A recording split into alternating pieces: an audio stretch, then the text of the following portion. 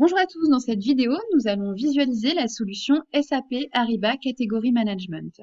Cette solution permet aux catégories managers de piloter et d'élaborer des stratégies sur certaines catégories d'achat.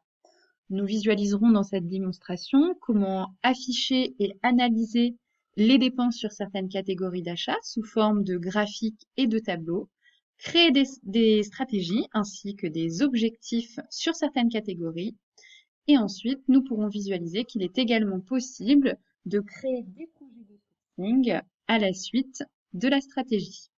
Nous allons cliquer sur la section Monitor Strategy Execution où nous pouvons visualiser un tableau de bord pour surveiller la stratégie de la catégorie sélectionnée. Donc, nous sommes sur la stratégie Information et technologie. Cela permet aux utilisateurs de suivre les progrès, les objectifs ainsi que les initiatives de cette catégorie. Sur la gauche, nous pouvons visualiser les objectifs qui ont été définis sur cette catégorie. En haut, les initiatives ainsi qu'un planning détaillé. Nous aurons l'occasion dans cette vidéo d'aller plus en détail dans chacune des sections. Continuons sur la partie Develop Strategy and Plan.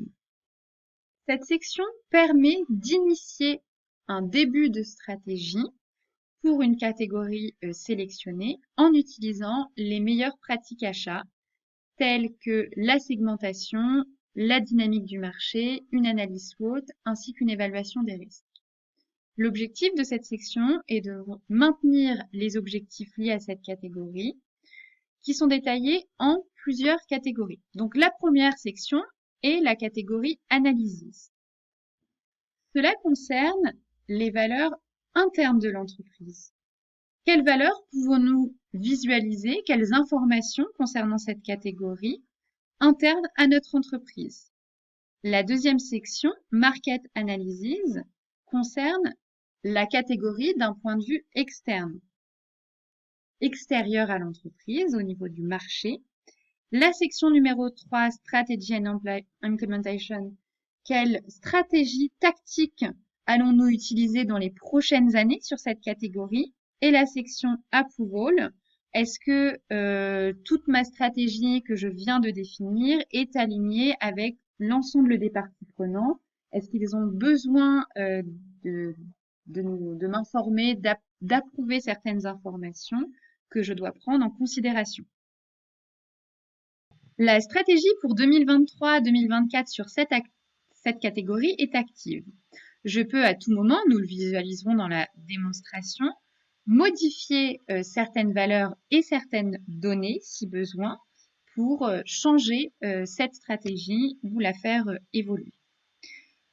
Donc l'idée, c'était de vous montrer vraiment les deux grandes lignes avec les deux tableaux que nous avons visualisés. Donc l'écran précédemment où je viens monitorer ma catégorie et la partie stratégie. Donc revenons sur notre tableau principal, Monitor Stratégie, et visualisons plus en détail les données. Nous pouvons visualiser sur la gauche la partie objectif. Un objectif est noté comme point d'attention, il est en rouge. Il concerne la diversité de nos dépenses. Je vais cliquer sur cet objectif pour analyser et comprendre plus en détail ce point. Nous avons une cible de 5 millions sur cet objectif et actuellement, il y a 3 millions de montants insuffisants. Nous pouvons visualiser la période donnée. Donc, cet objectif a été initié le 3 avril 2023 jusqu'au 29 décembre 2023. Pour l'instant, nous n'avons pas atteint la cible souhaitée. Une initiative a été en cours. Donc, on a initié une action pour permettre d'atteindre cet objectif. Nous allons la sélectionner. Donc, l'idée est d'augmenter la diversité des fournisseurs dans la zone nord-américaine. Nous pouvons visualiser en termes de description que l'objectif serait de demander la certification WBE aux fournisseurs. Donc, il y a une certification qui indique que l'entreprise appartient à une femme, donc pour des entreprises minoritaires. Donc cette certification et cet objectif est un point central pour les sociétés américaines. Donc l'objectif est analysé, l'initiative a débuté, mais pour le moment, aucun projet de sourcing n'a été initié, la zone est grisée. Donc par la suite, l'objectif serait pour les achats de créer un projet de sourcing pour justement trouver et analyser ces fournisseurs qui auraient cette certification. Revenons maintenant en arrière pour visualiser les autres objectifs et initiatives qui ont été initiés pour cette catégorie. Donc pour revenir en arrière, je vais fermer la page d'initiative et je vais cliquer en haut à gauche sur la flèche. Je reviens sur mes objectifs, donc il en existe d'autres, comme par exemple améliorer la satisfaction des parties prenantes, générer un pourcentage de 6% sur les futures économies, et sélectionnons les initiatives qui ont été initiées sur cette catégorie. Sélectionnons la demande globale d'équipement informatique. Donc, nous pouvons visualiser que c'est une initiative qui est liée à l'objectif de générer 6%. Donc, pour ce faire, un projet de sourcing a été initié. Pour l'instant, il est en draft. Il n'a pas été publié ni lancé. Mais nous pouvons visualiser que la stratégie pour atteindre cet objectif est initiée. Donc, des documents ont été déposés. L'événement associé à Guided Sourcing n'est pas créé, il est en draft, mais à tout moment, il pourrait être lancé et envoyé à un certain nombre de fournisseurs. Donc, vous avez pu voir le lien entre l'objectif et l'initiative.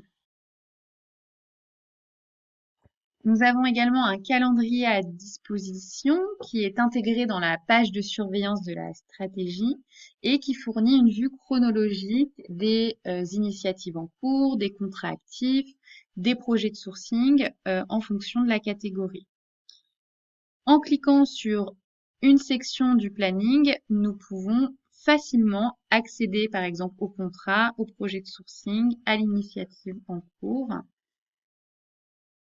Il est également possible de filtrer en fonction du délai souhaité. Nous allons maintenant aller dans le développement de la stratégie plus en détail. Donc là, nous avons vraiment vu la partie objectif, initiative, mais nous avons également un certain nombre de données qui sont renseignées par l'utilisateur et également par les intégrations possibles concernant les dépenses, les fournisseurs, que nous allons pouvoir visualiser en détail. Donc, comme expliqué tout à l'heure, nous sommes d'abord sur la partie catégorie analysis. Donc, sélectionnons la partie catégorie segmentation avec la méthode de tableau. Donc, dans ce tableau, nous retrouvons les différentes catégories et sous-catégories. Donc là, par exemple, software, télécommunications. Nous pouvons visualiser en fonction de la taille la dépense et si ce sont des catégories qui sont et sous-catégories qui ont un impact fort sur le business et la complexité du marché. Et donc, ça va permettre de réfléchir à différentes stratégies que l'on pourrait aborder en fonction de la sous-catégorie stratégique, routine, etc. Et réfléchir à c'est important, par exemple, de mettre un partenariat avec un fournisseur, un contrat en place pour, par exemple, la catégorie qui va être stratégique. Et donc, pour comprendre un petit peu la notation, en fait, on va avoir un questionnaire concernant la complexité du marché ainsi que l'impact du business qui va être répondu pour chaque sous-catégorie d'achat. Et en fonction des questions, donc une note va être déterminée. Et donc, la catégorie segmentation, elle va être vraiment répondue par le catégorie manager, tandis que les autres tableaux que l'on va visualiser peuvent être renseignés vraiment par différentes personnes de la société. Donc, par exemple, sélectionnons la partie Business Requirements, qui peuvent venir par exemple du service informatique. Et donc si je sélectionne, j'accède au modèle RACSI, qui est une approche d'escalier, on va dire, basée sur un modèle pour définir et structurer les exigences métiers. Et donc ça va permettre aux catégories managers d'identifier les besoins opérationnels potentiels qui doivent être identifiés. Donc, par exemple, en termes de qualité, on peut voir que l'on souhaite des fournisseurs qui soient certifiés ISO 9001. Nous avons également le SWOT Analysis, donc qui reprend les forces, faiblesses, opportunités et menaces donc sur cette catégorie. Donc, par exemple, en termes de faiblesses, nous pouvons voir que le temps d'approbation des processus, donc certainement des demandes d'achat, prend du temps et est long. Certainement du fait que les demandes d'achat soient hors catalogue ou passent hors contrat, par exemple. Nous pouvons ensuite visualiser les dépenses à venir, planifiées sur cette catégorie donc d'achat. Donc en sélectionnant sur le tableau, je vais pouvoir avoir un détail, également sur des informations supplémentaires, donc sur la période et par exemple que nous allons améliorer les nouveaux ordinateurs, qu'il va y avoir une revue de contrat. Et dans la partie structure de coûts, je peux voir sur cette catégorie comment sont structurés nos coûts. Donc nous avons visualisé en termes de faiblesse des processus qui étaient longs pour les demandes d'achat, les processus d'approbation. Et nous pouvons d'ailleurs visualiser que la part des frais généraux est une part importante de cette catégorie. Donc là, ces données étaient proprement internes. Nous avons ensuite la deuxième partie qui va concerner la partie market analysis, donc la partie 2. Donc je descends un petit peu plus bas. Il existe également d'autres tableaux concernant la dépense par fournisseur, par région. Et donc j'accède aux 5 forces de porteur, donc qui est un calcul recommandé et tracé de manière graphique, basé sur des questionnaires d'évaluation qui sont configurables et avec des pondérations qui sont associées. Et donc, ça permet d'évaluer le risque d'une potentielle entrée d'un produit, par exemple, de substitution, la rivalité de compétition, la puissance du fournisseur, la puissance d'achat. Et donc, cela permet d'avoir un visuel sur la partie externe à l'entreprise, donc qui est plus une analyse de marché. Et il est également possible de remplir le score à l'aide d'autres outils d'information sur le marché qui pourraient être reliés à cette solution.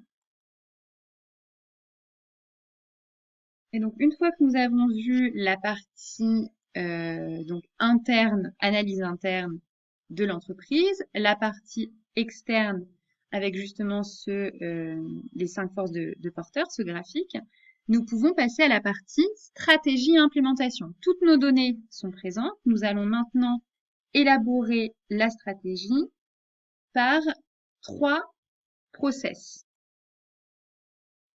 Donc, nous les avons vus précédemment, donc, mais ils sont de nouveau spécifiés. La partie objectif, donc quel objectif je vais mettre en place sur cette catégorie.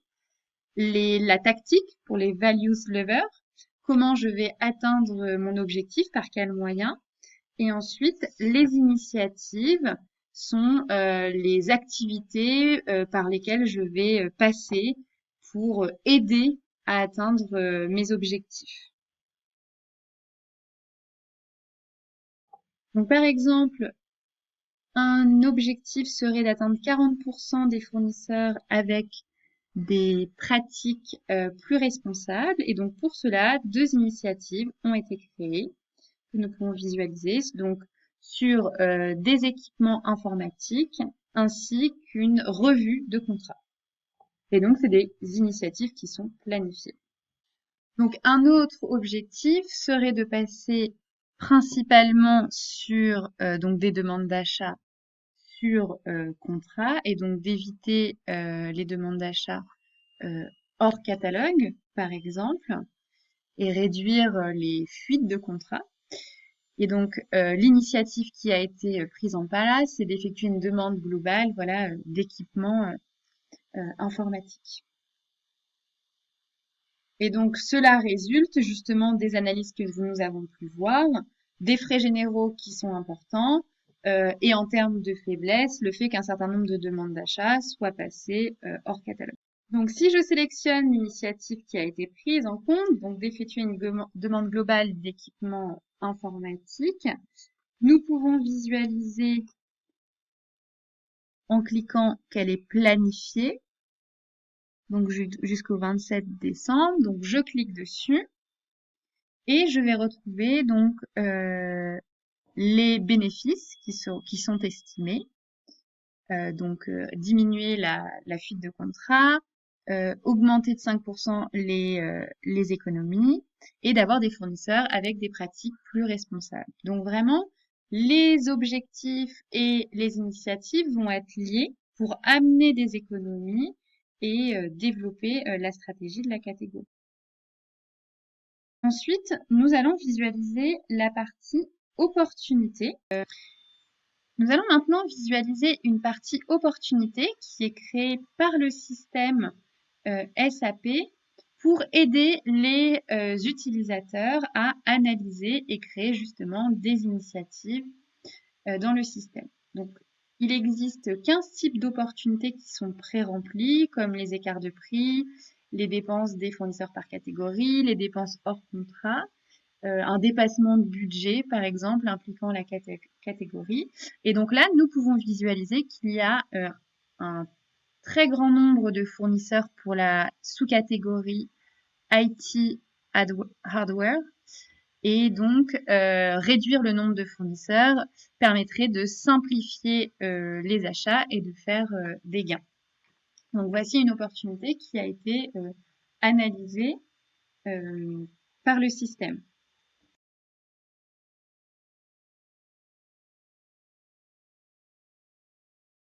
Et pour visualiser une partie de configuration, il est également possible, donc là nous avons fait toute cette analyse sur la partie matériel informatique, mais dans la section Manage Taxonomy, nous avons la possibilité de regrouper des catégories d'achat entre elles, d'effectuer des sous-catégories. Donc là par exemple, si nous allons dans la partie information technologie, nous pouvons visualiser l'ensemble de la classification produit. Cette vidéo vous aura permis d'en savoir davantage sur le module SAP Category Management et de voir dans les grandes lignes comment nous pouvons analyser, structurer et développer la stratégie d'une catégorie d'achat.